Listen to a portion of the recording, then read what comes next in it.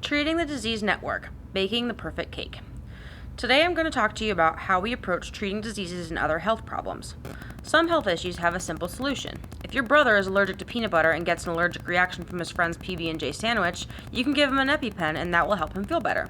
But lots of diseases aren't that simple, and we're still trying to figure out how to cure them.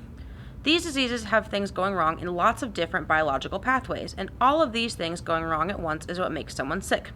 For example, the heart needs input from a lot of different pathways to work properly, like controlling heart rate and blood pressure and healthy diet and exercise.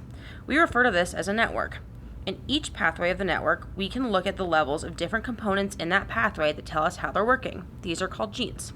If the levels of certain genes change too much, the pathway might not work right, which might make something go wrong throughout the entire network, leading to the development of disease.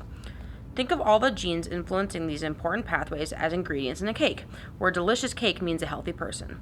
Now imagine you have a cake that tastes really bad, and you add a lot of sugar to try to make it taste better.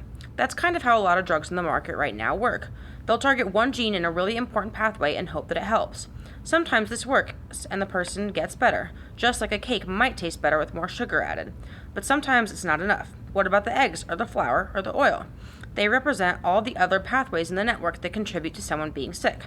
You need all of these ingredients to make a cake taste good, just like all the pathways in the network contribute to a healthy human being. And sometimes adding too much of an important ingredient makes things go wrong, like maybe the cake is way too sweet now. We call these side effects. In my lab, we use computer programs to figure out the levels of all the genes we can and use that to figure out which pathways aren't working and analyze the entire network at once. Our goal is to figure out which genes we should try to change and by how much, so that we can treat the disease as best we can while minimizing side effects, kind of like finding the right amount of every ingredient to make a cake absolutely delicious.